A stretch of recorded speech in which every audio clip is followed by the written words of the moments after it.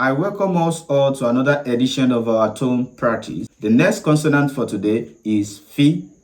Fi. Let's practice fi and r and other vowel sound with low tone. Then we take it with the middle tone as well as the high tone. Fa, fe, fe, fi, fo, fo, fu.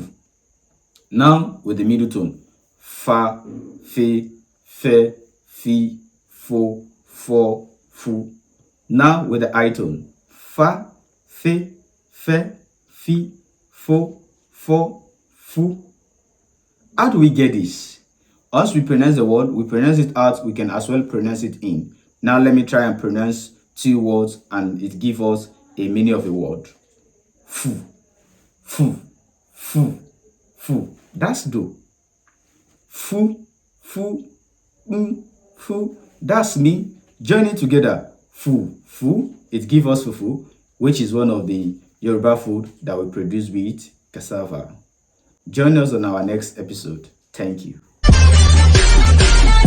RNA Baba Yoruba TV.